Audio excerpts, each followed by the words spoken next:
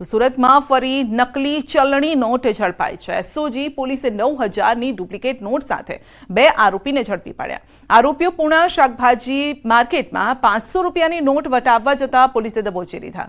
પોલીસે 2 આરોપીઓની ધરપકડ કરી, જ્યારે કે એક આરોપીને વોન્ટેડ જાહેર કરાયો છે, જેનું બાંગ્લાદેશના માલદા શહેર સાથે કનેક્શન હોવાનું ખુલ્યું છે।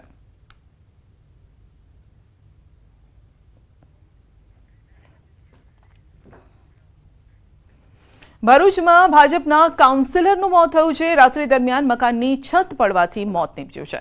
વોર્ડ નંબર 6ના કાઉન્સિલર હતા વિશાલ વસાવા। મકાનની છત ધરાશાયી થતા ગંભીર ઇજા થઈ છે। ગંભીર ઇજાના પગલે કાઉન્સિલરનું મોત થયું છે, તો વિશાલ વસાવાના પત્ની હાલ સારવાર હેઠળ છે।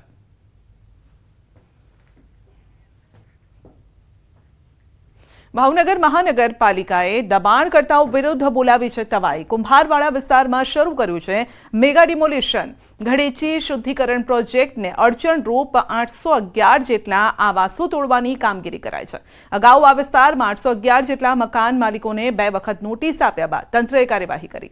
2 હિટાચી, 4 જેસીબી સાથે 100 જેટલા મનપાના કર્મચારી અને 200 જેટલા પોલીસ કાફલા સાથે તંત્ર દબાણો ધ્વસ્ત કરવા માટે પહોંચ્યું।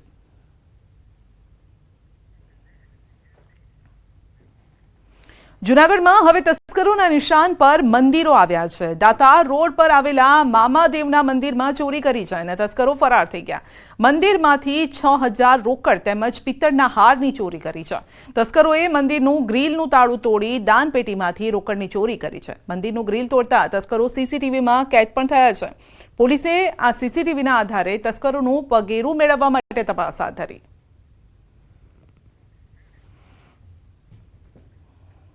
વડોદરામાં તસ્કરોએ હદ વટાવી છે। લોકોના ઘર બાદ જાહેર પ્રોપર્ટી બનાવીને ટાર્ગેટ। ટ્રાફિક સિગ્નલ, સીસીટીવીના પાવર બેકઅપ બેટરીની ચોરી। પોલીસે 3 રીઢા ગુનેગારને ઝડપી પાડ્યા છે।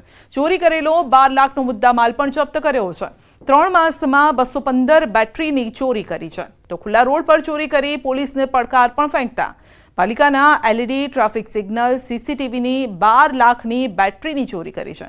તો છેલ્લા 3 માસમાં અલગ અલગ ઝોનમાંથી 215 બેટરીની કરી હતી ચોરી। અકોટામાં સૌથી વધુ 4 લાખની 80 બેટરી ચોરી છે। ચકલી circle, racecourse circle, Natubhai circle, Ambedkar circle સહિત અલગ અલગ વિસ્તારમાંથી ચોરી કરતા હતા।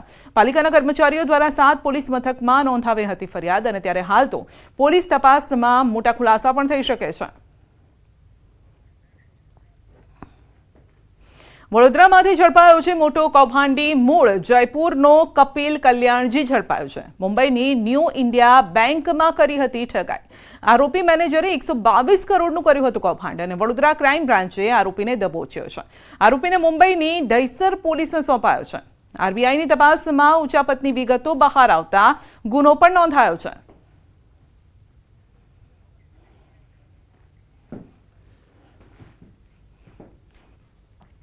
અને હવે વાત કરીશું દીપડાની દહેશતની।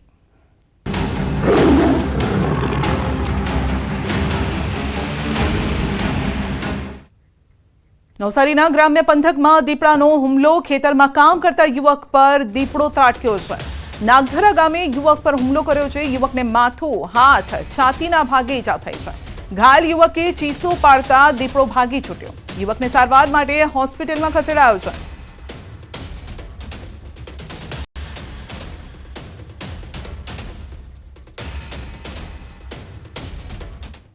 ગીર સોમનાથના ઉનામાં દીપડાનો આતંક।